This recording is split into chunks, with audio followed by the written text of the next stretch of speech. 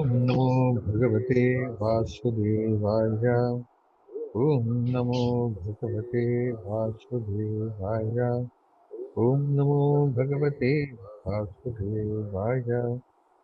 ओम ज्ञानतिमिरन्धस्य ज्ञानांशनकलाभ्या चक्षुरुन्मिलितं येन तस्मै श्रीगुरवे नमः। श्रीचैतन्यमभीष्टं स्थापितं येन भूतले स्वयं रूपकदा मह्यं ददाति स्वपदान्तिकम्। वन्देऽहं श्रीगुरो श्रीयुतापदकमलं श्रीगुरुं वैष्णवांश्च। श्रीरूपं साग्रजातं सहगणरघुनाथान्वितं तं सजीवं साद्वैतं सावधूतं परिजनसहितं कृष्णचैतन्यदेवं श्रीराधा कृष्णपादान् सहगणललिता श्रीविशाखान्वितांश्च। हे कृष्णा करुणा सिन्धु दीनबन्धो जगत्पते गोपेश गोपिकान्त राधाकान्ता नमोस्तुते। सप्तकाञ्चन गौरङ्गी राधे वृन्दावनेश्वरी वृषभानुसुते देवी प्रणमामि हरिप्रिये। वाञ्छाकल्पतरुभ्यश्च कृपासिन्धुभ्येव च पतितानां पावनेभ्यो वैष्णवेभ्यो नमो नमः।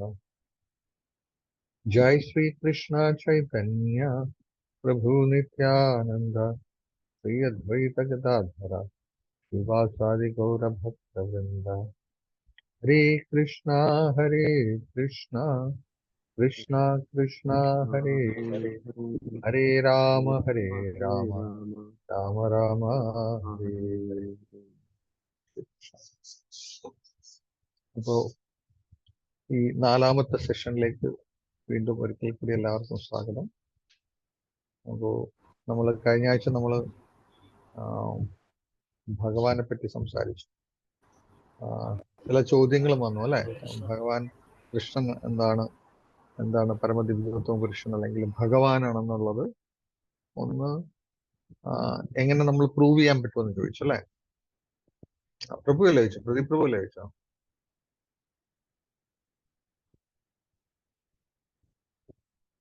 ഓഡിയോ പ്രഭുവിന്റെ മ്യൂട്ടാണ്. ആ ചോദ്യം ഞാനല്ല ചോദിച്ചത്. ഞാൻ ചോദിച്ചത് മറ്റുള്ളവരെങ്ങനെ മറ്റുള്ളവരെങ്ങനെ വിശ്വസിക്കും എന്നുള്ളൊരു ഓക്കെ. ചോദ്യം. മറ്റുള്ളവരെങ്ങനെ വിശ്വസിക്കുന്നു പറഞ്ഞു കഴിഞ്ഞാൽ ആധികാരികമായിട്ട് ചോദിച്ചു കഴിഞ്ഞാൽ എന്താണ് പ്രൂഫ് എന്നുള്ളത് പ്രൂഫ് എന്നുള്ള അല്ലെ. അപ്പോ നമ്മള് ഹിന്ദു അല്ലെങ്കിൽ സനാതന ധർമ്മത്തില് ഒട്ടനവധി ദേവദേവന്മാരുണ്ട് എന്നുള്ള വസ്തുത നമ്മൾ അറിഞ്ഞിരിക്കണം. അപ്പോ ഈ ദേവീദേവന്മാരെല്ലാവരും നോക്കിക്കഴിഞ്ഞാല് എന്താ പറഞ്ഞ ഒരു ഏതൊരു ഓർഗനൈസേഷനിലാണെങ്കിലും അവിടെ ഒരു ഹെഡ് ആവശ്യമാണ് അല്ലെ. ഏതെങ്കിലും ഒരു ഓർഗനൈസേഷനിൽ ഒരു ഹെഡ് ഇല്ലാതെ ഇല്ല. ഒരു സിഇഒയോ അല്ലെങ്കിൽ ഒരു കൺട്രി ആണെങ്കിൽ ഒരു പ്രസിഡന്റ് ആവശ്യമാണ്.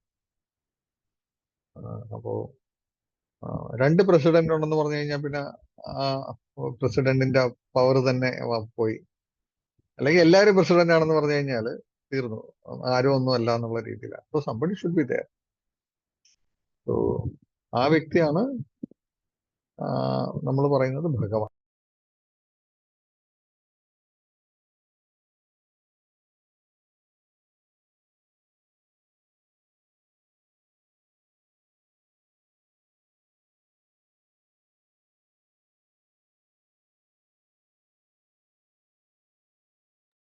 പ്രഭു കേൾക്കുന്നില്ല.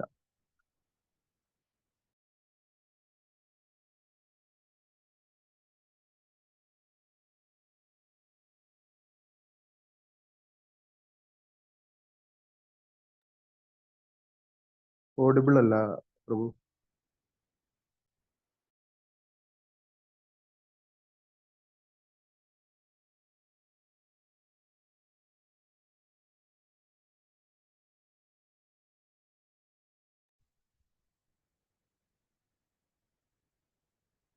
പ്രഭു കേൾക്കാലോ അല്ലെ?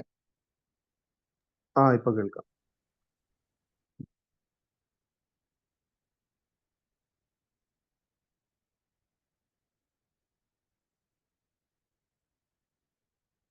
കൃഷ്ണ കേൾക്കുന്നുണ്ടോ? കേൾക്കുന്നുണ്ട് പ്രഭു. ഇപ്പോൾ കേൾക്കുന്നുണ്ട്. കേൾക്കുന്നില്ലല്ലോ ഇപ്പൊ. കേൾക്കുന്നുണ്ട് ഇപ്പോൾ കേൾക്കാം.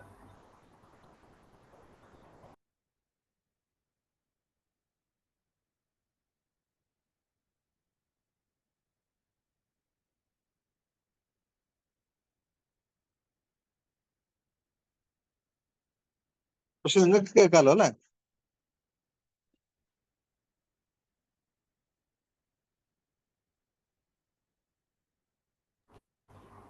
കേൾക്കാം, പക്ഷേ ഒരു ബ്രേക്ക് വരുന്നുണ്ട്, എന്താണെന്ന് അറിയില്ല. എന്തോ എനിക്കിപ്പോ കേൾക്കാൻ പറ്റുന്നില്ല. ഇപ്പൊ റെഡി ആയിരുന്നു. പക്ഷെ നിങ്ങൾക്ക് കേൾക്കാമെങ്കിൽ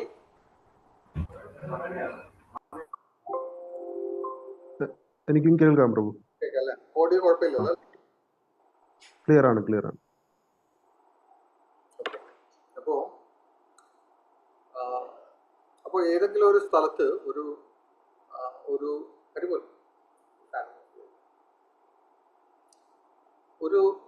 ഒരാള് ഷുഡ് ബി കൺട്രോളർ, അല്ലെങ്കിൽ ഒരാൾ ഹെഡ് ആയിരിക്കണം. അപ്പോൾ നമ്മൾ പൊതുവെ ഒരു ഹെഡിനെ നിർമ്മിക്കുന്നത് എങ്ങനെയാണ്? എല്ലാവരും കൂടി ചർച്ച ചെയ്തൊക്കെയാണ് തീരുമാനം.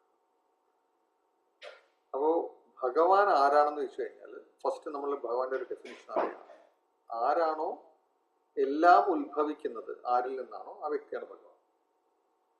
എല്ലാത്തിൻ്റെയും മൂലസ്ഥാനം ആരാണോ ആ വ്യക്തിയാണ് ഭഗവാൻ. അപ്പോൾ ആരാണ് ദൈവം എന്ന് ചോദിച്ചു കഴിഞ്ഞാൽ ദൈവത്തിന്റെ ഒരൊറ്റ ഡെഫിനിഷനുണ്ട്. Everything emanates from him. എല്ലാത്തിൻ്റെ ഉത്ഭവസ്ഥാനം ആ വ്യക്തിയാണ് ഭഗവാൻ. ഇനി ഇപ്പൊ ഈ ഒരു വ്യക്തിക്ക് മുന്നേ ഒരു വ്യക്തിയാണ് കാരണക്കാരെങ്കിൽ നമ്മൾ പറയാം ആ വ്യക്തിയാണ് ഭഗവാൻ. സോ സോഴ്സ് ഓഫ് ക്രിയേഷൻ, എല്ലാത്തിൻ്റെ ഉത്ഭവസ്ഥാനം. അപ്പൊ നമ്മൾ വിചാരിക്കും അങ്ങനെയാണെങ്കിൽ എല്ലാത്തിനും ഒരു ഉത്ഭവസ്ഥാനം വേണമെങ്കിൽ ഭഗവാനും ഒരു ഉത്ഭവസ്ഥാനം വേണ്ടേ എന്നുള്ളൊരു ചോദ്യം വരും അല്ലെ? എല്ലാം ക്രിയേറ്റ് ചെയ്യാൻ ഒരു ക്രിയേറ്ററിന്റെ ആവശ്യം ഉണ്ടെങ്കിൽ ആ ക്രിയേറ്ററിനെ ആരെങ്കിലും ക്രിയേറ്റ് ചെയ്തായിരിക്കുമല്ലോ. സ്വാഭാവികമായിട്ടൊരു സംശയം. then he is not ഭഗവാൻ. ഭഗവാൻ is സ്വയം ഭഗവാൻ. Definition of Bhagavan, he is the source of everything and he is the source of himself. This is the source of Bhagavan. If somebody is creating him, then he is not the creator. So creator implies, our definition implies ഇതാണ്, he is the source of everything, he is the source of himself. ഇതാണ് ഭഗവാന്റെ definition. വേദങ്ങൾ പറയുന്നുണ്ട്, ഉപനിഷത്തുകൾ പറയണം, ആരിൽ നിന്നാണോ എല്ലാം വരുന്നത്, ആരിലേക്കാണോ എല്ലാം അവസാനം നശിക്കുമ്പോഴും പോകുന്നത്, യാനി ഭൂതാനി ജീവന്തി, that person is absolute truth. എന്തിൽ നിന്ന് എല്ലാം ഉത്ഭവിച്ചു വരുന്നു, എന്തിനാലാണോ എല്ലാം സസ്റ്റെയിൻ ചെയ്യുന്നത്, അവസാനം എന്തിലേക്ക് പോകുന്നു, ദാറ്റ് പേഴ്സൺ അല്ലെങ്കിൽ ദാറ്റ് ഈസ് അബ്സല്യൂട്ട് ട്രൂത്ത്. അതാണ്. അപ്പൊ ആരാണ് ഈ ഭഗവാൻ എന്ന് കണ്ടുപിടിക്കേണ്ട ചുമതല നമ്മൾക്ക് എല്ലാവർക്കും ഉണ്ട്. ഭഗവത്ഗീതയുടെ ശ്രീമദ് ഭാഗവത്തിന്റെ തത്വങ്ങൾ, ദാറ്റ് ഈസ് എൻ എസൻസ്. അത് വെച്ച് നോക്കുകയാണെങ്കിൽ നമുക്ക് മനസ്സിലാക്കാൻ പറ്റും ആരാണ് ഭഗവാൻ. നമുക്ക് ആരെയും കൺവിൻസ് ചെയ്യേണ്ട ആവശ്യമില്ല. ഇപ്പൊ നമുക്ക് എന്ത് ചെയ്യാൻ പറ്റും, വി ഹാവ് ടു അണ്ടർസ്റ്റാൻഡ് ഓരോരുത്തരുടെ ഇഷ്ടങ്ങൾ. ഇപ്പൊ എനിക്ക് സാമ്പാർ ഇഷ്ടമാണ്, ഞാൻ ഒരു ലോ കൊണ്ടുവന്ന് ഏറ്റവും ടേസ്റ്റി ആയിട്ടുള്ള സാധനം സാമ്പാറാണ്, ഞങ്ങളെല്ലാവരും സാമ്പാർ കിട്ടണമെന്ന് പറഞ്ഞാൽ പറ്റില്ലല്ലോ. So people have their own taste. ചിലർക്ക് ചപ്പാത്തിയും ദാലും ആയിരിക്കും ഇഷ്ടം. So we are not against them. This is fine. എന്ത് ഇഷ്ടമായിക്കോട്ടെ, ബട്ട് ആ ഇഷ്ടത്തിന്റെ കൂട്ടത്തിൽ നിങ്ങൾ ഭഗവാനെ സ്മരിക്കുക, അത്രയേ ഉള്ളൂ. അപ്പോ ഭഗവത്ഗീത വായിച്ചു കഴിയുമ്പോൾ നമുക്ക് മനസ്സിലാകും who is Krishna, who is ഭഗവാൻ, വാട്ട് ഹി ഡസ്, ഏതാണ് ബാക്കിയുള്ള ദേവി ദേവതന്മാർ ആരാണ് എന്നുള്ള കാര്യങ്ങൾ നമുക്ക് ഇവിടെ മനസ്സിലാക്കാൻ പറ്റും. ഓക്കെ, സോ നമുക്ക് ഇന്നത്തെ നമ്മൾ കഴിഞ്ഞ ക്ലാസ്സിൽ നമ്മൾ അവിടെ വരെ ഡിസ്കസ് ചെയ്തിരുന്നു.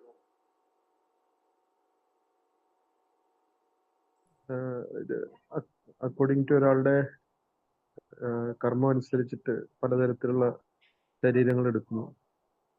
ഓക്കെ, പലതരത്തിലുള്ള ശരീരങ്ങൾ അവരുടെ കർമ്മവാസനയ്ക്ക് അനുസൃതമായിട്ട് വരുന്നു. ഓക്കെ,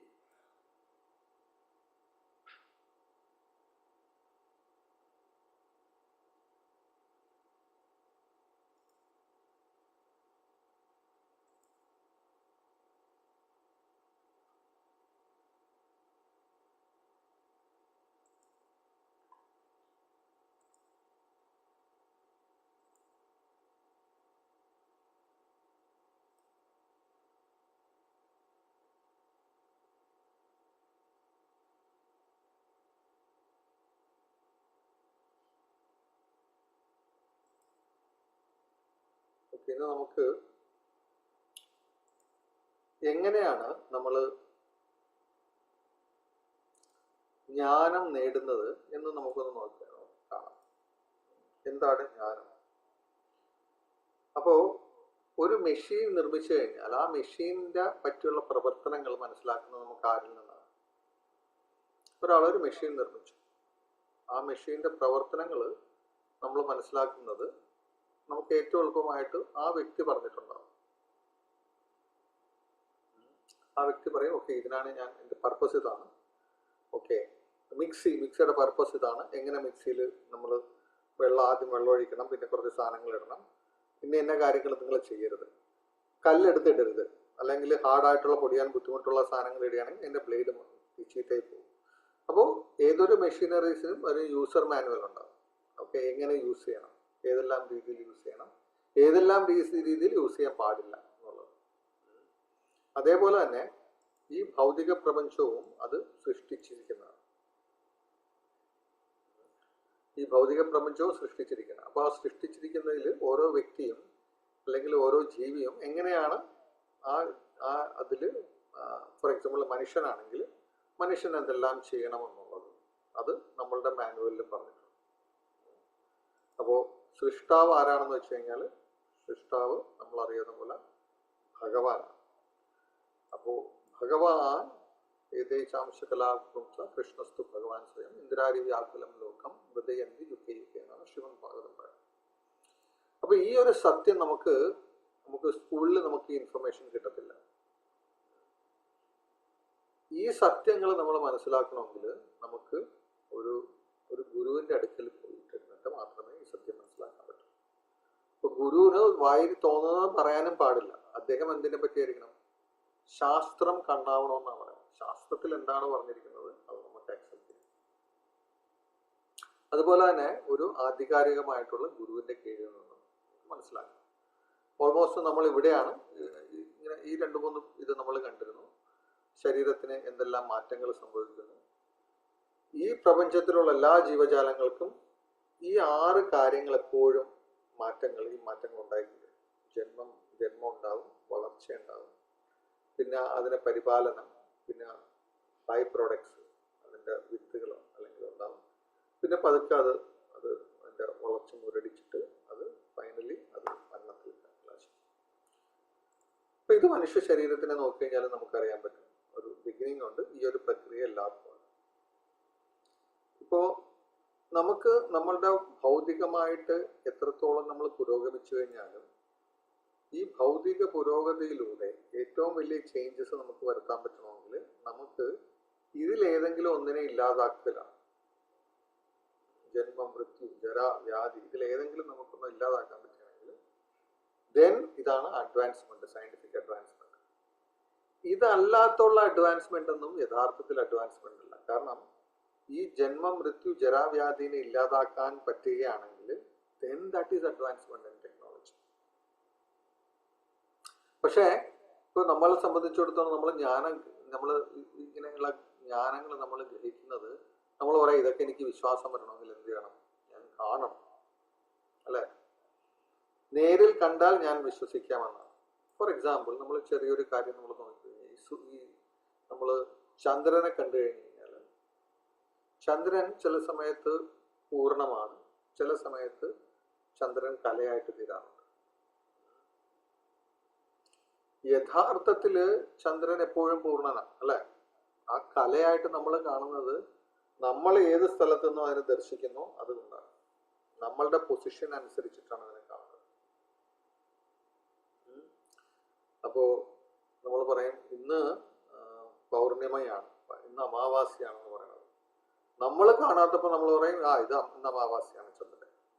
നമ്മൾ പൂർണ്ണചന്ദ്രനെ കാണുമ്പോൾ പറയാം ഇന്ന് പൗർണിമയാണെന്ന് പറയും. അതേപോലെ നമ്മൾ ഈ ശരീരത്തിനെ അതുപോലെയാണ് നമ്മൾ ഐഡന്റിഫൈ ചെയ്യുന്നത്. കുട്ടിയാണ്, ഇപ്പൊ അവൻ യൂത്തിലാണ്, ഇപ്പൊ അവൻ യൗവനാവസ്ഥ കഴിഞ്ഞപ്പോൾ, ഇപ്പൊ വാർദ്ധക്യമായി. ചില സമയത്ത് നമ്മൾ മനുഷ്യന്റെ ശരീരത്തിൽ, മറ്റുള്ള സമയത്ത് നമ്മൾ ചിലപ്പോൾ വല്ല കീടങ്ങളുടെ ശരീരത്തിൽ, ചിലപ്പോൾ നമ്മൾ ചില വൃക്ഷലതാദികളിലായിരിക്കും. അപ്പൊ നമ്മളെപ്പോഴും നമ്മെ തന്നെ നമ്മൾ ഐഡന്റിഫൈ എങ്ങനെയാണ് നമ്മൾ ഈ ശരീരമായിട്ടാണ് പൊതുവെ നമ്മൾ ഐഡന്റിഫൈ.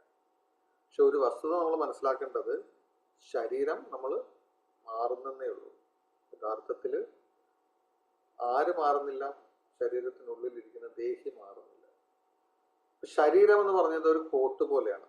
നമ്മളൊരു കോട്ട് ഇട്ട് കഴിഞ്ഞാൽ ഞാൻ ആ കോട്ടാണെന്ന് പറയുമോ അതോ ഞാൻ ആ കോട്ടിലിരിക്കുന്ന വ്യക്തിയാണോ? അപ്പോൾ ഇതാണ് നമ്മുടെ ശരീരം, ഒരു കോട്ട് പോലെയാണ്. യഥാർത്ഥത്തിൽ നമ്മൾ ജീവാത്മാക്കളാണ്, നമ്മൾ ആധ്യാത്മികമായിട്ടുള്ള സ്ഫുലിംഗങ്ങളാണ്.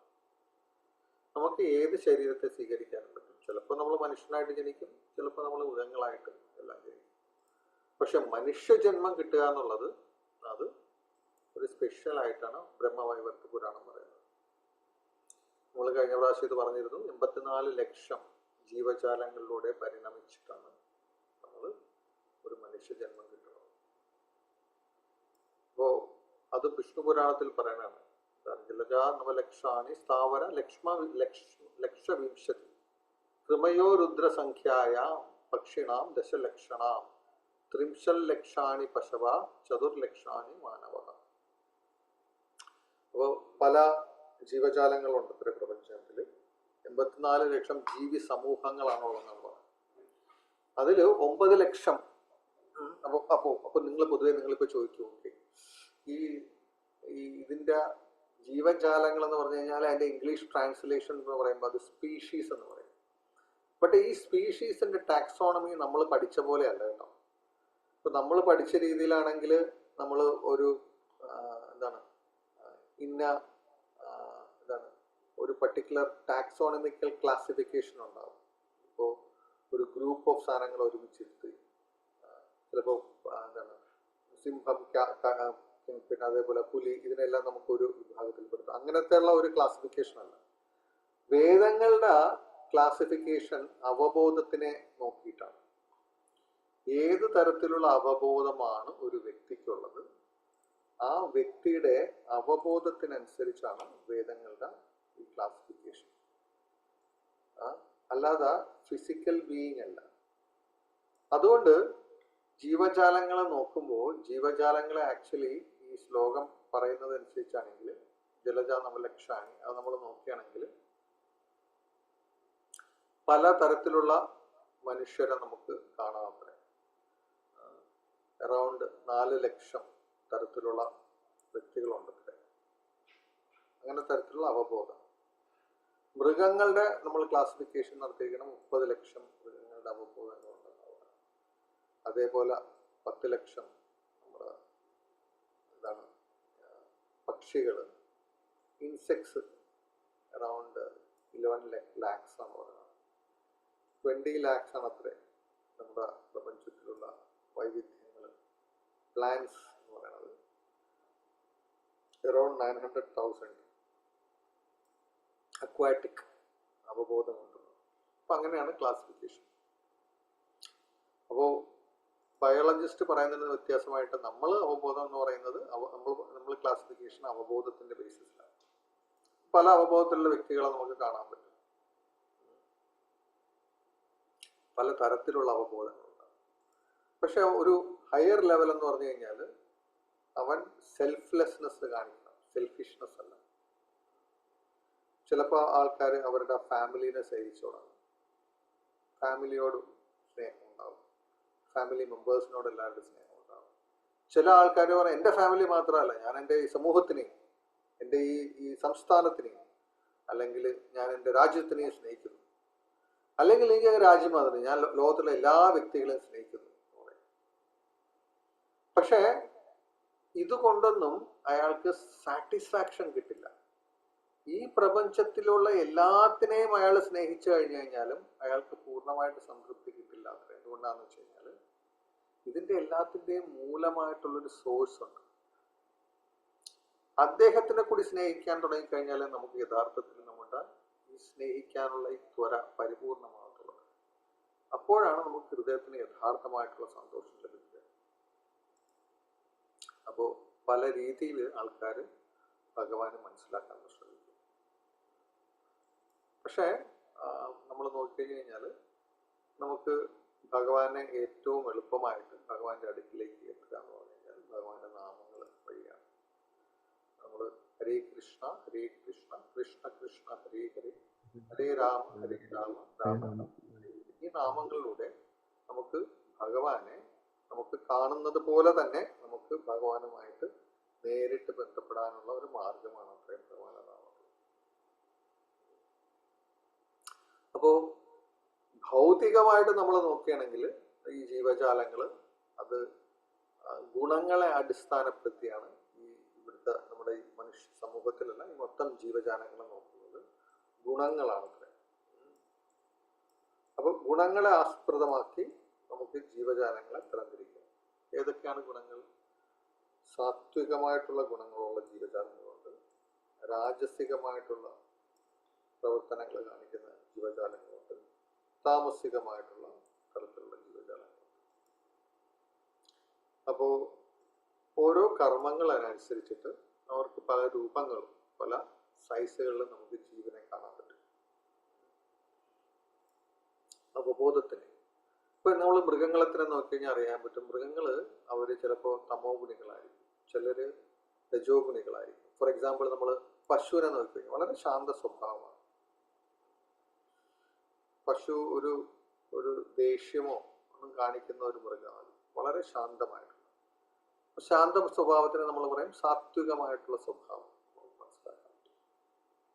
പക്ഷേ പുലി കടുവകളൊക്കെ ആണെങ്കിലോ അവരൊക്കെ രാജസികമാണ്, പാഷനേറ്റ് അവബോധമുള്ള ജീവജാലങ്ങളാണ്. പിന്നെ അതേപോലെ ഉണ്ട് താമസികമായിട്ടുള്ള മനോഭാവത്തിലുള്ള ജീവജാലങ്ങളുണ്ട്. ഫോർ എക്സാമ്പിൾ നമ്മൾ നോക്കുകയാണെങ്കിൽ ഒട്ടകം അല്ലെങ്കിൽ കഴുത, ഇവർക്കൊന്നും അവബോധം വളരെ ഇഗ്നോറൻസിലാണ് അവർ ജീവിക്കുന്നത്. അപ്പൊ ഈ 3 തലത്തിലുള്ള അവബോധത്തിലുള്ള ജീവജാലങ്ങളെ നമുക്ക് കാണാൻ പറ്റും. ഒന്ന് സത്വഗുണം. ഇപ്പൊ പ്രകൃതിയുടെ ഗുണങ്ങളാ നമുക്ക് 3ആയിട്ട് തരംതിരിക്കാം.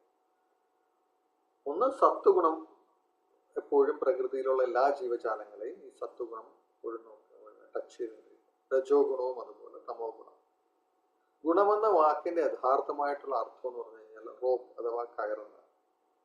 അപ്പൊ നമ്മൾ ഈ കയറ് നോക്കിക്കഴിഞ്ഞാൽ നമുക്കറിയാം പല രീതിയിലാണ് കയറിന്റെ നാരുകൾ ഇരിക്കുന്നത് അല്ലെ.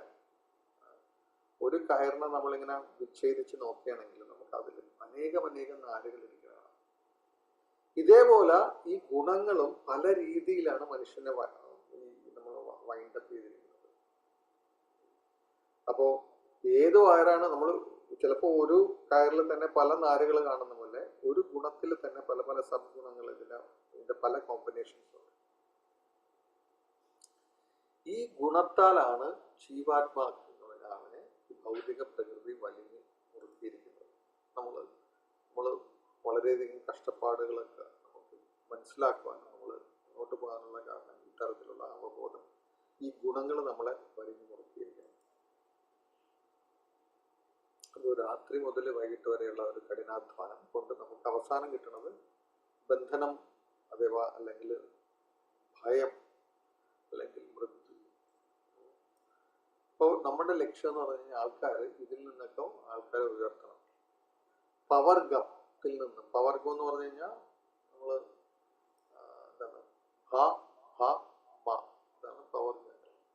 ബന്ധനം, ഭയം, മൃത്യു, ഇതിനെയാണ് പവർഗങ്ങൾ എന്ന് പറയുന്നത്. ഭക്തിയുത സേവനം അപവർഗമാണ്, അതിൽ സ്ട്രഗിൾ ഇല്ല അത്രയാണ്. അപ്പോ ഇനി നമ്മൾ ശ്രദ്ധിക്കാൻ പോകുന്ന ഈ തരത്തിൽ ഏതെല്ലാം തരത്തിലുള്ള വ്യക്തികളെ നമുക്ക് കാണാൻ പറ്റും ഈ ഗുണത്തിന്റെ അടിസ്ഥാനമാക്കി. അപ്പോൾ സാത്വികമായിട്ടുള്ള മനുഷ്യരെന്ന് പറഞ്ഞു കഴിഞ്ഞാൽ അവര് മറ്റുള്ളവരെക്കാൾ ഇന്റലിജന്റ് ആയിരിക്കും, വളരെ ബുദ്ധിമാന്മാരായിരിക്കും. അവര് ശാസ്ത്രീയമായിട്ടുള്ള കാര്യങ്ങൾ അവർ ഫോളോ ചെയ്യാൻ ശ്രമിക്കും. ഭൗതിക ലോകത്തിലെ ബുദ്ധിമുട്ടുകൾ അവരെ അധികം ബാധിക്കാറില്ല. കാര്യം ഇന്റലിജൻസ് കൊണ്ട് അവർ വർക്ക് ചെയ്യുന്ന ആൾക്കാരായിരിക്കും. ഫോർ എക്സാമ്പിൾ ഒരു ടീച്ചർ, ഒരു സയന്റിസ്റ്റ്, ഇവരെല്ലാം അല്ലെങ്കിൽ ഒരു ഫിലോസഫർ, ഇവരെല്ലാം ഇന്റലക്ച്വലി ഹയർ കപ്പാസിറ്റി ഉള്ള ആൾക്കാർ. അവര് അവരുടെ മാനസികമായിട്ടുള്ള വൃത്തിയിൽ നിന്നും ബുദ്ധിപരമായിട്ടുള്ള രീതിയിൽ വർത്തിക്കുന്ന ആൾക്കാർ, ഇവരെയാണ് സാത്വികമായിട്ടുള്ള വ്യക്തികൾ. രണ്ടാമത്തെ ക്ലാസ് എന്ന് പറഞ്ഞു കഴിഞ്ഞാൽ ഇവര് തന്നെ ഈ സാത്വികമായിട്ടുള്ള ആൾക്കാർ തന്നെ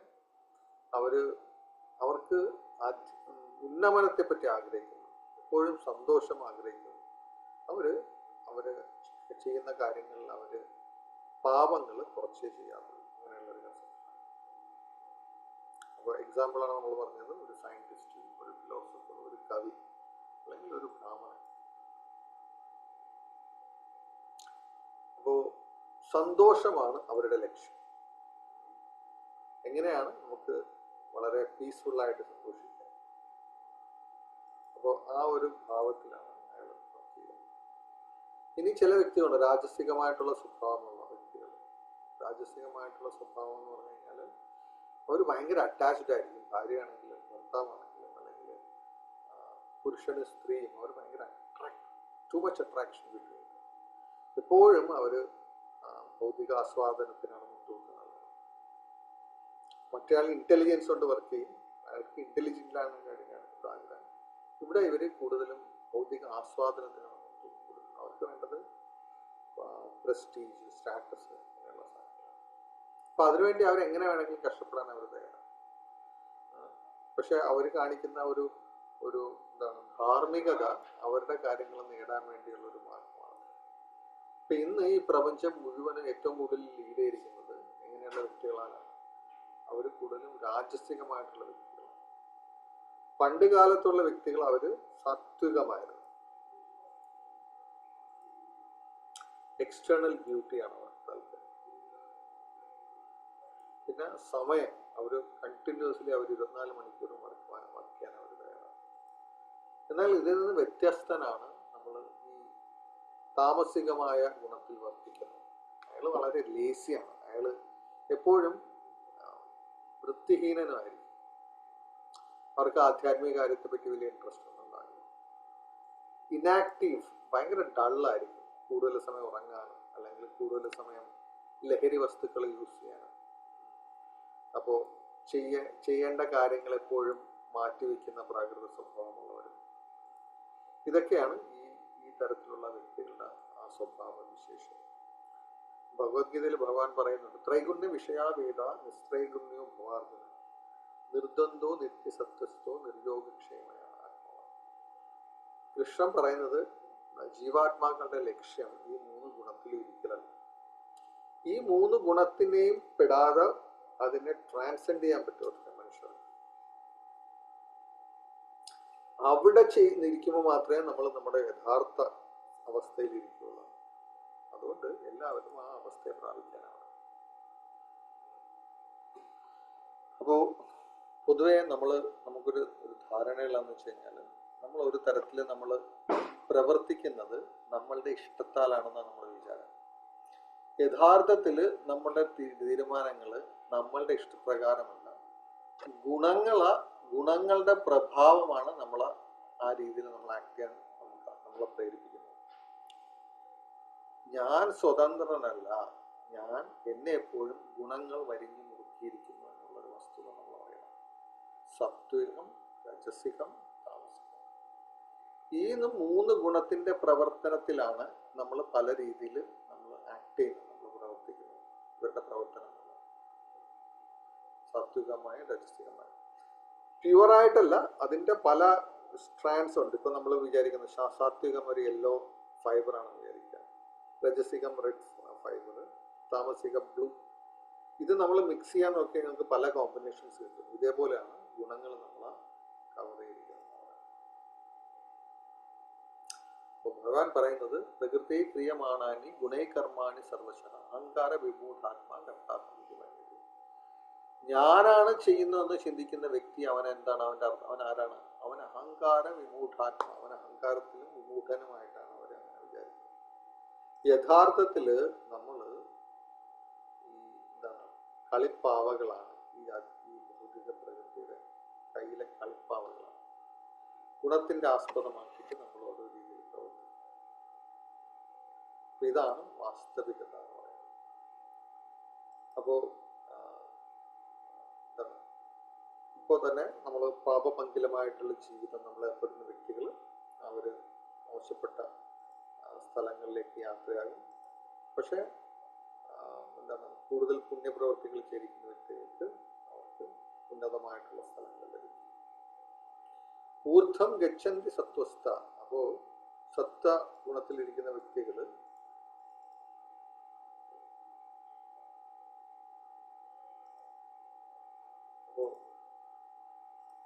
സത്വഗുണത്തിൽ ഊർധ്വം ഗച്ഛന്തി സത്വസ്ഥ എന്ന് പറയുന്നത്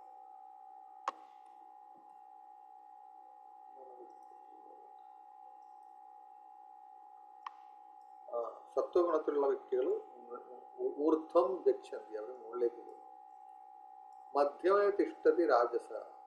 രാജസമായിട്ടുള്ള ആൾക്കാർ അവർ മധ്യേ തിഷ്ഠതി എന്നാണ്, അവർ ഇവിടെ തന്നെ നിൽക്കും. അധോ ഗച്ഛന്തി താമസ. താമസികമായിട്ടുള്ള പ്രവൃത്തികൾ ചെയ്യുന്നവർ അവർ താഴത്തെ ജീവജാലങ്ങളിൽ പോകും. അപ്പോൾ സത്വഗുണത്തിലുള്ള വ്യക്തികൾ അങ്ങോട്ട് പോകും, അവർ ഉപരിലോകങ്ങളിലേക്ക് അവർ പോകാൻ പറ്റും. തമോ ഗുണത്തിൽ വർത്തിക്കുന്ന വ്യക്തികൾ അധോ ഗച്ഛന്തി താമസ, അവർ താഴത്തെ ജീവങ്ങളിലേക്ക് പോകും, മനുഷ്യനേക്കാൾ താഴ്ന്ന ജന്മങ്ങൾ. മധ്യേ തിഷ്ഠന്തി രാജസ. രാജസമായിട്ടുള്ള കർത്തവ്യങ്ങൾ ചെയ്യുന്ന വ്യക്തികൾ അവർക്ക് രാജസികമായിട്ടുള്ള ശരീരങ്ങൾ കിട്ടുന്നതാണ്. അപ്പോൾ ഫോർ എക്സാമ്പിൾ ഒരു ജയില് തന്നെ നോക്കിക്കഴിഞ്ഞാൽ പലതരത്തിലുള്ള ജയിലുണ്ട്. എ ക്ലാസ് ജയിൽ എന്ന് പറഞ്ഞു കഴിഞ്ഞാൽ നമുക്ക് എല്ലാ ഫെസിലിറ്റീസും ഉണ്ടാകും, പക്ഷെ നമുക്ക് വീടിന് പുറത്തേക്ക് പോകാൻ പറ്റില്ല. ഈ ചില പൊളിറ്റീഷ്യന്മാരൊക്കെ അവർക്ക് കിട്ടുന്നത് എ ക്ലാസ് ജയിലാണ്. അവർ ജയിലിലാണ്, പക്ഷെ ജയിലിലാണെങ്കിൽ എല്ലാ സൗകര്യങ്ങളും ഉണ്ടാകും. അവർക്ക് സ്വിമ്മിംഗ് പൂൾ ഉണ്ടോ, ന്യൂസ് പേപ്പർ വേണോ, TV വാച്ച് ചെയ്യണോ, ആൾക്കാരുമായിട്ട് മീറ്റ് ചെയ്യുന്നുണ്ടോ, അപ്പോയിൻമെന്റ്, ഇതെല്ലാം ഉണ്ടാവും. അവർക്ക് വേണ്ട ഫുഡ് എല്ലാം ഉണ്ടാവും. മുഖ്യമന്ത്രിമാരൊക്കെ ജയിലിൽ പോകുമ്പോൾ അവർക്ക് ഈ ഫെസിലിറ്റീസ് ഉണ്ടാവും. ഇവരെയാണ് നമുക്ക് പറയുന്ന ദേവദാസ്. അവർ ഈ ഒരു കാറ്റഗറിയിലുള്ള. രണ്ടാമത്തെ ബി ക്ലാസ് ജയിൽ എന്ന് പറഞ്ഞു കഴിഞ്ഞാൽ ഇവിടെ നമ്മൾ കഠിനമായിട്ട് പരിശ്രമം ആവശ്യമാണ്. ഇവര് മോഡ് ഓഫ് പാഷൻ അല്ലെങ്കിൽ രാജസ്വമാണ്. വളരെ കഠിന തടവെന്നൊക്കെ പറയുകയാണെങ്കിൽ അത് സി ക്ലാസ് ജയിലാണ്. അപ്പോൾ ഇങ്ങനെയുള്ള ക്ലാസിഫിക്കേഷനാണുള്ളത്. അപ്പൊ നമ്മൾ എല്ലാവരും helplessly we are under the modes of material nature, ഗുണത്തിനാണ്. ഇപ്പൊ യഥാർത്ഥമായിട്ടുള്ള ജ്ഞാനം എപ്പോഴാണ്? ഈ ഗുണത്തിൽ നിന്ന് നമ്മൾ വിമുക്തനാകുമ്പോഴാണ് നമുക്ക് യഥാർത്ഥമായിട്ടുള്ള ജ്ഞാനം. ഗുണത്താൽ വരിഞ്ഞു മുറുക്കിയിരിക്കുകയാണെങ്കിൽ നമുക്ക് യഥാർത്ഥമായിട്ടുള്ള ജ്ഞാനമില്ല. അപ്പോ രാജസികമാണെങ്കിലും താമസികമാണെങ്കിലും ഇനി സാത്വികമാണെങ്കിലും ഇതെല്ലാം ഒരേ തരത്തിലുള്ള പരിമുക്തി. അപ്പോൾ ഭഗവാൻ അദ്ദേഹം സ്വരാടാണ്, പൂർണ്ണമായിട്ടും ഇൻഡിപെൻഡന്റ്. അദ്ദേഹത്തിന് ആർക്കും കൺട്രോൾ ചെയ്യാൻ പറ്റില്ല. സ്വന്തേച്ഛയോടെയാണ് അദ്ദേഹം കാര്യങ്ങൾ. അപ്പൊ ഭഗവാനിൽ ഈ ഒരു, നമ്മൾ ഭഗവാന്റെ തന്നെ അംശങ്ങളായതുകൊണ്ട് നമ്മളിലും ഈ ഒരു വാസനയുണ്ട്. ഏത് വാസനയാണ്? ഭഗവാൻ സ്വതന്ത്രനാണല്ലോ എന്നുള്ളൊരു വാസനയുടെ അംശം നമ്മുടെ ഉള്ളിലുണ്ട്. അതുകൊണ്ടാണ് നമ്മളും ഭഗവാനെ ഇമിറ്റേറ്റ് ചെയ്യാൻ നോക്കിയാണ്. മൈന്യൂട്ട് ആയിട്ടുള്ള ക്വാണ്ടിറ്റിയിൽ നമുക്കുള്ളതുകൊണ്ട് നമ്മൾ ആ ഒരു മൈന്യൂട്ട് ക്വാണ്ടിറ്റിയിൽ നമ്മൾ ഭഗവാനെ ഇമിറ്റേറ്റ് ചെയ്യാൻ നോക്കുകയാണ്. ഞാനും സ്വതന്ത്രനാണ്. യഥാർത്ഥത്തില് ഭഗവാൻ ഗുണങ്ങളുടെ അധീനതയിലല്ല, നമ്മളാണ് ഗുണങ്ങളുടെ അധീനതയിൽ. ഭഗവാൻ ഗുണങ്ങളുടെ അധീനയിലല്ലാത്തതുകൊണ്ട് നമുക്ക് എന്താ പറയുക, ഭഗവാന് ഗുണങ്ങളുടെ അധീനയില്ലാത്തതുകൊണ്ട് അദ്ദേഹത്തിന് കർമ്മബോധമില്ല. ഇന്നത് ചെയ്താൽ ഇന്നത് ലഭിക്കും എന്നുള്ളത് ഒരു കർമ്മയുടെ റിയാക്ഷൻ ഭഗവാനില്ല. നമ്മളെ സംബന്ധിച്ചിടത്തോളം എല്ലാ കർമ്മങ്ങൾക്കും ഒരു ഓപ്പോസിറ്റ് റിയാക്ഷൻ. നല്ല കർമ്മങ്ങൾ ചെയ്തു കഴിഞ്ഞാൽ നല്ല റിസൾട്ട്സും, മോശപ്പെട്ട കർമ്മങ്ങൾ ചെയ്തു കഴിഞ്ഞാൽ മോശപ്പെട്ട റിസൾട്ട്. ഫോർ എക്സാമ്പിൾ, ഇപ്പോൾ ഒരേ സമയത്ത് തന്നെ 2 കുട്ടികൾ ഒരേ സ്ഥലത്ത് ജനിക്കുകയാണെങ്കിൽ ഒന്ന് ചിലപ്പോൾ നല്ല പണക്കാരനായിട്ടായിരിക്കാം, ഒരാൾ വളരെ ദരിദ്രനായിട്ടായിരിക്കാം. പക്ഷേ 2 പേർക്കും സ്പെഷ്യൽ ട്രീറ്റ്മെന്റ്, സ്പെഷ്യൽ ട്രീറ്റ്മെന്റ് ആണ്. എന്തുകൊണ്ടാണ്? അവരുടെ കർമ്മം ഒരേ സമയത്തായിരിക്കും ജനിച്ചിരിക്കുന്നത്, പക്ഷെ അവർ ചെയ്ത കർമ്മത്തിന്റെ അടിസ്ഥാനപ്പെടുത്തി അവർക്ക് പലതരത്തിലുള്ള ഇതാണ് കിട്ടുന്നത്. അപ്പൊ നല്ല കർമ്മങ്ങൾ ചെയ്യുന്ന വ്യക്തികൾക്ക് അവർക്ക് ഉപരിലോകങ്ങളിലേക്ക് പോകാം. മോശപ്പെട്ട കർമ്മങ്ങൾ ചെയ്യണവർക്ക് താഴത്തെ ജഗന്യ നമ്മൾ താഴെയുള്ള ലോകങ്ങളിലേക്ക് പോകും. ഇതാണ് നമ്മളുടെ ജീവിതം. നമ്മളുടെ ജീവിതം എന്ന് പറഞ്ഞു കഴിഞ്ഞാൽ കാർമികമായിട്ടുള്ള നമ്മുടെ ഡെബ്സ് നമ്മൾ പേ ചെയ്തുകൊണ്ടിരിക്കുക. ചിലപ്പോൾ നമുക്ക് ബുദ്ധിമുട്ടുകൾ വരുന്നത് ആ കാർമികമായിട്ടുള്ള ഒരു മോശപ്പെട്ട പാപമംഗലമായിട്ട് ചെയ്തതിൻ്റെ ഫലം നമുക്ക് അനുഭവിക്കുന്നത്. ചിലപ്പോൾ നമുക്കൊരു നല്ല സമയം വരികയാണെങ്കിൽ അതിൻ്റെ അർത്ഥം നമ്മളെന്തോ നന്മകൾ നേരത്തെ ചെയ്തു. പക്ഷെ യഥാർത്ഥമായിട്ട് ഭഗവാൻ നമ്മളോട് പറയണതെന്ന് വെച്ച് കഴിഞ്ഞാൽ നീ ഈ കർമ്മഫലത്തിൽ നിന്ന് മുക്തനായിട്ട് വേണം നീ കർമ്മം ചെയ്യാൻ. കർമ്മ, ഇതാണ് ഭഗവാൻ പറയുന്നത്. കർമ്മവും ചെയ്യേണ്ട, വികർമ്മവും ചെയ്യേണ്ട. കർമ്മം എന്ന് പറഞ്ഞാൽ നല്ല കർമ്മം, വികർമ്മം എന്ന് പറഞ്ഞാൽ മോശപ്പെട്ട കർമ്മം. രണ്ടും നീ ചെയ്യേണ്ട, നീ അകർമ്മം ചെയ്യണമെന്നാണ്. അകർമ്മം ചെയ്താൽ മതി, നീ വികർമ്മവും ചെയ്യേണ്ട, കർമ്മവും ചെയ്യേണ്ട. നീ അകർമ്മം മാത്രം ചെയ്യും. അകർമ്മം തനിക്ക് വേണ്ടി അല്ലാതെ ചെയ്യുന്ന കർമ്മമാണ് അകർമ്മം. ചെറിയൊരു എക്സാമ്പിൾ നമ്മൾ പറയുകയാണെങ്കിൽ ഒരു രാജ്യത്തിന് വേണ്ടി ഒരുത്തൻ യുദ്ധം ചെയ്യുന്നു, കുറെ ആൾക്കാരെ കൊല്ലുന്നു. പ്രഭു കുറച്ച് സൗണ്ട് കുറവുണ്ട്, വോളിയം കുറവാണ്.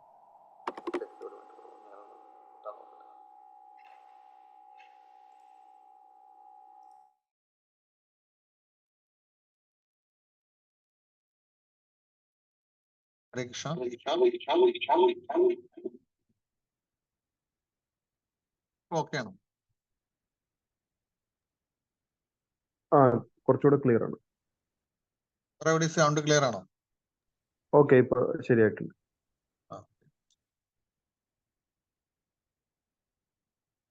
ഞാൻ പറഞ്ഞു നിർത്തി എവിടെയാണ്?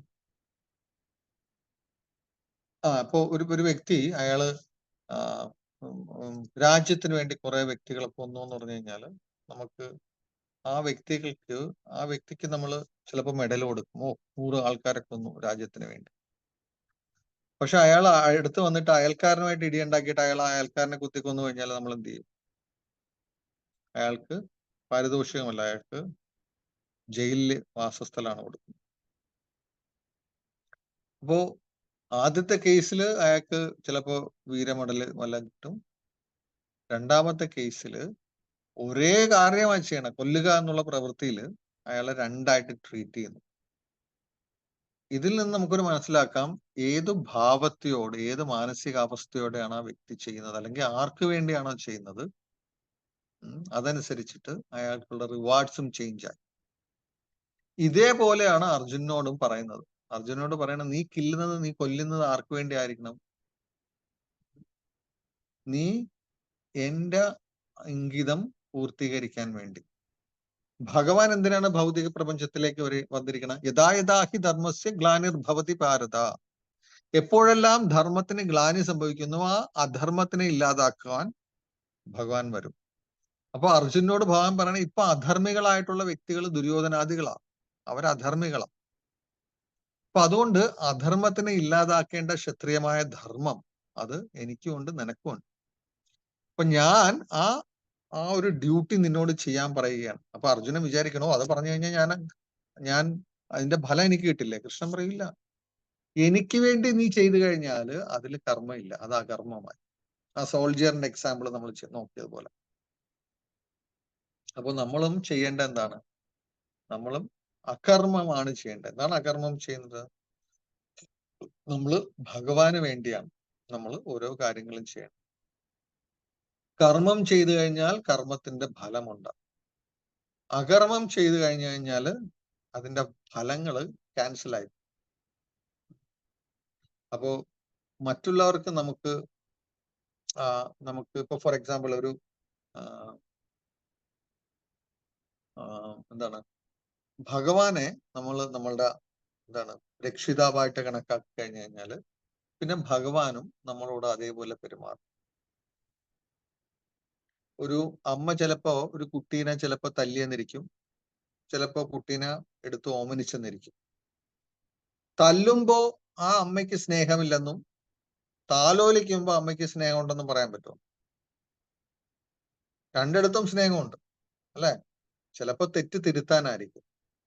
അതേപോലെ ഭഗവാൻ ചിലപ്പോ നമ്മളടുത്ത് പെരുമാറുമ്പോൾ നമ്മൾ വിചാരിക്കും, ഓ ഭഗവാൻ ഒട്ടും എന്നോട് സ്നേഹമില്ല, അതുകൊണ്ടാണ് ഇങ്ങനെ. യഥാർത്ഥത്തില് ഭഗവാൻ ഭഗവത്ഗീതയിൽ പറയുന്നുണ്ട്, സുഹൃതം സർവഭൂതാനാം ജ്ഞാത്വാ മാം ശാന്തി മൃച്ഛതി. എല്ലാ ജീവജാലങ്ങളുടെയും ക്ഷേമമാണ് ഞാൻ ആഗ്രഹിക്കുന്നത്. അതുകൊണ്ട് തന്നെ ഭഗവാൻ എല്ലാ ജീവജാലങ്ങൾക്കും നന്മ ചെയ്യുവാൻ ഭഗവാൻ എല്ലാം നൽകിയിട്ടുണ്ട് ഈ പ്രപഞ്ചത്തിൽ. പക്ഷെ നമ്മള് ഭൗതികമായിട്ടുള്ള കാര്യങ്ങളിൽ നമ്മൾ എൻഗേജ്ഡ് ആയി കഴിഞ്ഞു കഴിഞ്ഞാല് നമ്മൾ ചിലപ്പോ ഈ ഭഗവാനെ തന്നെ മറന്നുപോകും. പക്ഷെ നമ്മള് യഥാർത്ഥമായിട്ട് നമ്മളുടെ ജീവിതത്തിന്റെ ലക്ഷ്യം എന്താവണമെന്ന് വെച്ച് കഴിഞ്ഞാല് മരിക്കുന്നതിന് മുന്നേ അല്ലെങ്കിൽ മരണശേഷം നമുക്കിനി വീണ്ടും ഈ കർമ്മങ്ങളുടെ ബന്ധനം കിട്ടുന്ന ഒരു ശരീരം വേണ്ട. ഈ കർമ്മത്തിൽ നിന്ന് എനിക്ക് രക്ഷ വേണം. ഓക്കെ? അപ്പൊ മരണം എന്ന് പറഞ്ഞു കഴിഞ്ഞാൽ അത് നമുക്ക് ഒരു എന്താണ് ഒരു നമ്മളെ സംബന്ധിച്ചിടത്തോളം അത് ഒരു എക്സാമാണ്. മരണത്തിൽ നിന്ന് നമുക്ക് മരണത്തെ ജയിക്കാനും പറ്റും, അല്ലെങ്കിൽ മരണത്തിൽ നമുക്ക് മരണത്തിനെ കീഴ്പ്പെടുത്താൻ നമ്മൾ മരണത്തിന് കീഴടങ്ങുകയും ചെയ്യും. മരണത്തിന് കീഴടങ്ങിയാൽ വീണ്ടും നമുക്കൊരു ശരീരം ലഭിക്കും. മരണത്തിനെ ജയിക്കുക എന്ന് പറഞ്ഞു കഴിഞ്ഞാല് മരിച്ചു കഴിഞ്ഞാൽ വീണ്ടും ഒരു ജനനമില്ലാതിരിക്കുന്ന അവസ്ഥ. അപ്പൊ ഇതാണ് നമ്മൾ മനസ്സിലാക്കേണ്ട ഒരു അവസ്ഥ. ഒരു ഭക്തന് വേണമെങ്കിൽ അയാൾക്ക് എന്ത് ചെയ്യാൻ പറ്റും? മരിക്കുമ്പോ അയാൾക്ക് ഭഗവാനോടാണ് അയാളുടെ ആ അവസ്ഥ, സ്നേഹമുണ്ടെങ്കിൽ അയാൾക്ക് നിഷ്പ്രയാസം ഭഗവാന്റെ അടുത്തേക്ക് പോകാം. പക്ഷെ ഒരു കുഴപ്പമുണ്ട്. മരണം എപ്പോഴെങ്കിലും നമുക്ക് ഫോൺ ചെയ്ത് വിളിച്ചിട്ട് പറയുകയെ ഞാൻ അങ്ങോട്ട് വരികയാണെന്നോ, ഒരു മെയിൽ പോലും ഇടത്തില്ല, ഒരു മെസ്സേജും വരത്തില്ല, അല്ലെ? ഇപ്പോ കഴിഞ്ഞ ആഴ്ച തന്നെ ഒരു മാതാജി ഇവിടെ പുള്ളിക്കാരി ദുബായിൽ പോയിട്ട് വന്നു, വീട്ടിൽ വന്നു, ഷി വാസ് ഹെൽത്തി, ഷോപ്പിങ്ങിന് പോയി തിരിച്ചു വന്നു, ഒന്ന് പെട്ടെന്നൊരു ഛർദിൽ പോലെ വന്നു. She went to unconscious. Then she didn't come up. Mataji, she left her body.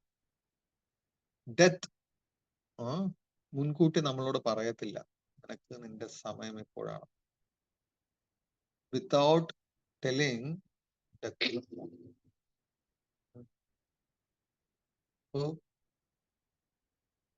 അപ്പോ രണ്ട് തരത്തിലെ ആൾക്കാർക്ക് മരിക്കാം.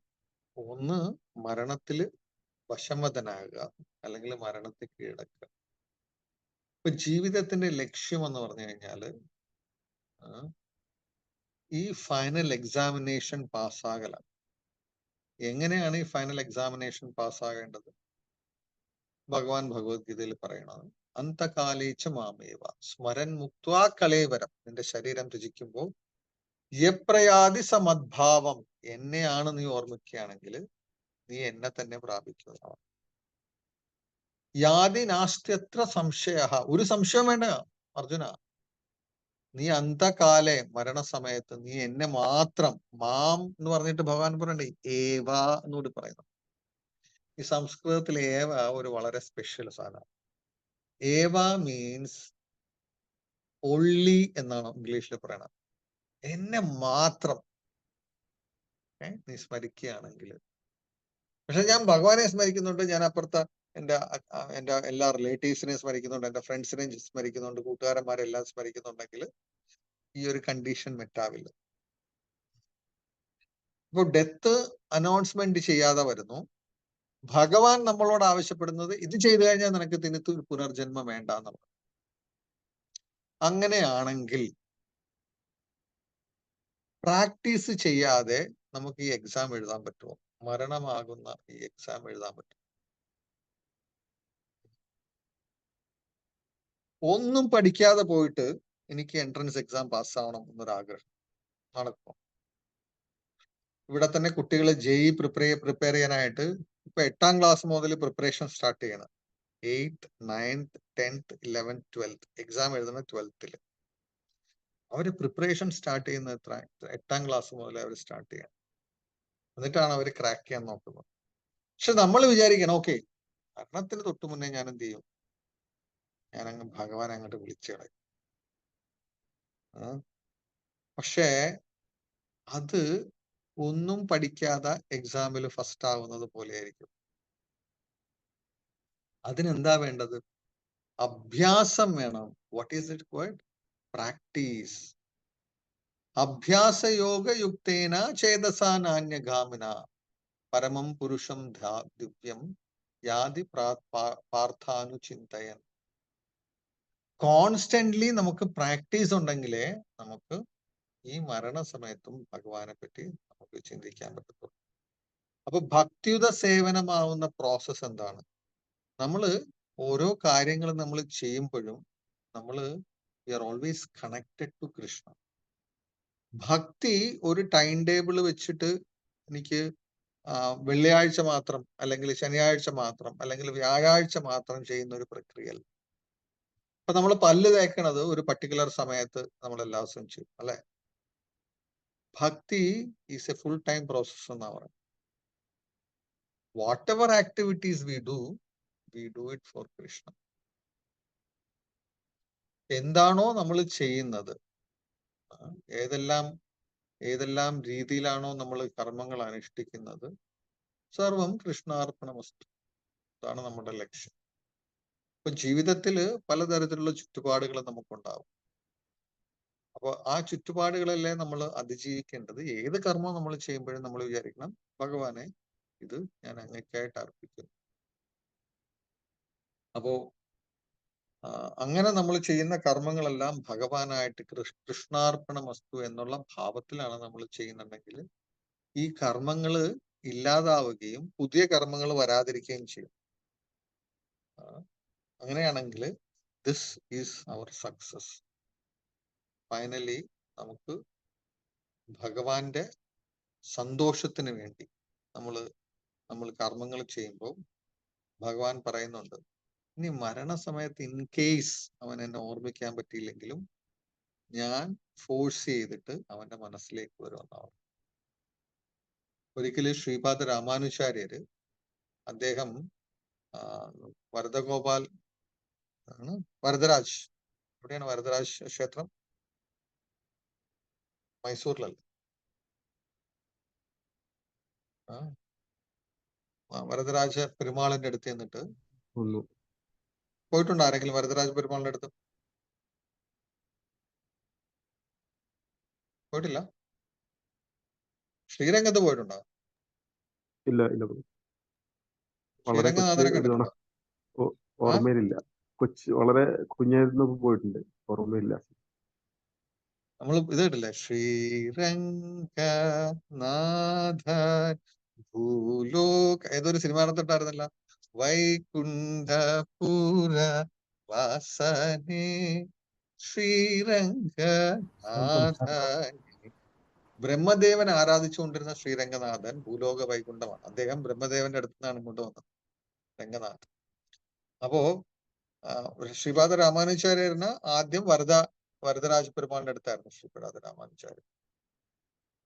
അപ്പൊ അദ്ദേഹം ചോദിച്ചു, ഭഗവാനോട് ചെന്ന് ചോദിച്ചു. അവിടെ ശ്രീരംഗനാഥനെ എപ്പോഴും ഒരു ഭക്തനുണ്ടായിരുന്നു, അദ്ദേഹം എപ്പോഴും ശ്രീരംഗനാഥനെ വീശിക്കൊണ്ടിരിക്കും. ഇപ്പൊ വീശുന്ന സമയത്ത് വേറെ ഒന്നും ചെയ്യാനില്ലല്ലോ, അതുകൊണ്ട് ഇവര് തമ്മിൽ സംസാരിക്കും, ഭഗവാനും സംസാരിക്കും, ഈ ഭക്തനും സംസാരിക്കും. അപ്പൊ ഭക്തനും ഭഗവാനും സംസാരിക്കണം മനസ്സിലായപ്പോ ആൾക്കാരെല്ലാം കൂടി ഇടയ്ക്കിടയ്ക്ക് എന്നിട്ട് ഈ ഭക്തന്റെ അടുത്ത് കുറിപ്പ് കൊടുക്കും. ഭഗവാൻ ഇടന്ന് ചോദിക്കുക, എന്റെ മകളുടെ കല്യാണം നടക്കും, എന്റെ അച്ഛൻ ഇങ്ങനെ ഉള്ള ആഗ്രഹം നടക്കും. അപ്പൊ വരദരാജ പെരുമാളും ഈ ഭക്തനും സംസാരിക്കുന്ന സമയത്ത് ഈ ഭക്തൻ പറയും, ഭഗവാൻ എങ്ങനെ ഒരാൾ എന്നോട് ഇത് ചോദിച്ചു, എന്താ ചെയ്യേണ്ട? അവന്റെ കാര്യം ഇന്ന ദിവസം നടക്കും. അപ്പൊ എപ്പോഴും ഭഗവാൻ ഈ ഭക്തൻ തമ്മിൽ എപ്പോഴും ഇങ്ങനെ സംസാരണം. അപ്പൊ രാമാനുചാരി എന്നിട്ട് ഈ ഭക്തനോട് പറഞ്ഞു, നമ്മൾ മരിക്കുന്ന സമയത്ത് ഭഗവാൻ പറഞ്ഞിട്ടില്ലേ, മാമനുസ്മര മന്ദകാലേച്ച മാമേവ, ചിലപ്പോ മരണത്തിന്റെ അവസ്ഥയിൽ നിനക്ക് ഓർക്കാൻ പറ്റത്തില്ല. അപ്പൊ വരദരാജ പെരുമാൾ പറയും, എന്നെ ജീവിതകാലം മുഴുവൻ സ്മരിച്ച ഒരു വ്യക്തിയാണെങ്കിൽ ഇനി മരണസമയത്ത് അവൻ എന്നെ സ്മരിക്കാനുള്ള ശക്തി ഇല്ലെങ്കിൽ കൂടി ഞാൻ ഫോഴ്സ്ഫുള്ളി അവന്റെ മനസ്സിലേക്ക് ചെല്ലുമെന്നാ പറഞ്ഞിരിക്കുന്നത്. അവന് അതിനുള്ള ശക്തിയില്ല, ഓർക്കാൻ പോലും ശക്തിയില്ല, അത്രയ്ക്ക് തളർന്ന വശനായിട്ടാണ് മരിക്കാൻ കിടക്കുകയാണ്. ഞാൻ ഫോഴ്സ്ഫുള്ളി അവന്റെ ചിത്തത്തിൽ, അവന്റെ ഹൃദയത്തിൽ കയറി ചൊല്ലുന്നതാണ്. അപ്പൊ നമ്മുടെ ലക്ഷ്യം ഇതായിരിക്കണം. ജീവിതത്തിൽ നമുക്ക് ഫൈനൽ എക്സാം വരുന്നതിന് മുന്നേ, അല്ലെ ഫൈനൽ എക്സാം പാസ്സാവണം. എങ്ങനെ ഫൈനൽ എക്സാം പാസ്സാവണം? മരിക്കുമ്പോ നമുക്ക് വീണ്ടും ആ ഫെയിൽ ആവരുത്, വീണ്ടും ആ സബ്ജക്ട് ഒന്നുകൂടി എഴുതാൻ പറ്റും. ഒരു പ്രാവശ്യം മതി നമുക്ക് എക്സാം, ഇനി അടുത്ത എക്സാം വേണ്ട. അടുത്ത എക്സാം എന്ന് പറഞ്ഞാൽ വീണ്ടും ഒരു ശരീരം. അപ്പൊ ഇനി ഒരു ശരീരം എടുക്കണ്ട, അല്ലെങ്കിൽ സപ്ലി എഴുതി, നമ്മൾ കുറെ സപ്ലി എഴുതിയിട്ടുണ്ട്. കോടാനുകോടി സപ്ലിയാണ് നമ്മൾ എഴുതിയിട്ടുള്ളത്, പല ജന്മങ്ങൾ എടുത്തിട്ടുണ്ട്. അറ്റ്ലീസ്റ്റ് ഇപ്പോഴെങ്കിലും നമ്മൾ മനസ്സിലാക്കണം, ഇത്രയും സപ്ലി എഴുതി, ഇനി നമ്മൾ പഠിച്ചിട്ടില്ലേ, ഇതില് നമ്മൾ ജയിക്കണം. This should be our aim. അപ്പൊ അത് നമുക്ക് ഭഗവാനെ സംതൃപ്തനാക്കാൻ പറ്റുകയാണെങ്കിൽ നമുക്ക് ഈ പരീക്ഷയിൽ വിജയിക്കാൻ പറ്റും. പൂന്താനത്തിന്റെ കഥ നമ്മൾ കേട്ടിട്ടില്ലേ? പൂന്താനം അവസാനം വയ്ക്കുമ്പോ പൂന്താനം പറയും, ഭഗവാൻ അവിടുന്ന് ഫ്ലൈറ്റ് വിടും പൂന്താനത്തിനെ കൊണ്ടുചെല്ലാനായിട്ട്. അപ്പൊ പൂന്താനം ഭാര്യയോട് പറയും, ബാബാ നീ വരുന്ന എന്റെ അടുത്ത് എന്ന് ചോദിച്ചു. ഭാര്യ പറയില്ല, അരി തിളക്കിയാണ്, അരി തിളച്ച് മാറ്റി വെച്ചിട്ട് വരും. പൂന്താനം വെയിറ്റ് ചെയ്യാനൊന്നും നിന്നില്ല, പൂന്താനം കയറിപ്പോയി. അപ്പോ ഭഗവാൻ അന്തകാലയിച്ച മാമേവ, ഭക്തൻ ജീവിതകാലം മുഴുവനും ഭക്തിയോടെയാണ് ഭഗവാനെ നമ്മൾ ആശ്രയിക്കുന്നതെങ്കിൽ final moment exam question paper ഭഗവാൻ തന്നെ തരും, നീ എഴുതി നോക്കി എഴുതി ജയിച്ചോളാൻ പറഞ്ഞു. ഹരേ കൃഷ്ണ. അപ്പൊ ഇതോടുകൂടി നമ്മുടെ സെഷൻ 4 അവസാനിച്ചു. നമുക്ക് അടുത്ത ആഴ്ച ഇനി സെഷൻ 5. ഇതിൽ എന്തെങ്കിലും സംശയം ആർക്കെങ്കിലും ഉണ്ടോ? ഇന്നത്തെ നമ്മൾ ഡിസ്കസ് ചെയ്ത കാര്യങ്ങൾ. കർമ്മം എന്ന് പറയുന്നത് അത്ര സിമ്പിൾ ആയിട്ടുള്ള ഒരു കാര്യമല്ല. ഗുണം, ഇത് രണ്ടും മനസ്സിലാക്കാൻ ഇച്ചിരി ബുദ്ധിമുട്ടാണ്. കർമ്മത്തിന്റെ ഫലം നമുക്ക് മനസ്സിലാക്കാൻ പറ്റില്ല. നമ്മളത് വിചാരിക്കും, ഓ ഞാൻ നല്ല കർമ്മങ്ങൾ മാത്രമേ ചെയ്യുന്നുള്ളൂ. പക്ഷെ വളരെ ഇൻട്രിക്കേറ്റ് ആണ്. എങ്ങനെയാണ് കർമ്മം അഫക്ട് ചെയ്യണത്? ഇവൻ ചില സമയത്ത് ബ്രഹ്മാവിന് പോലും സംശയമാണ് അത്ര അതിന്റെ ഇഫക്റ്റ് എന്താണ്. അപ്പോ വളരെ സട്ടിലാണ് കർമ്മം ചെയ്യുന്ന ഓരോ കാര്യങ്ങൾ. നമ്മൾ വളരെ നിസ്സാരമായിട്ട് വിചാരിച്ച് ചെയ്യുന്ന കർമ്മങ്ങളുടെ ഫലം, അതിന്റെ ഡിഫറൻസ് നമുക്ക് മനസ്സിലാക്കാൻ പറ്റും. അതേപോലെ നമ്മളെ ഒരാൾ കൈകാലുകൾ കെട്ടിയിട്ട് കഴിഞ്ഞാൽ നമുക്ക് അതിൽ നിന്ന് സ്വതന്ത്രനാവണമെന്ന് ആഗ്രഹം.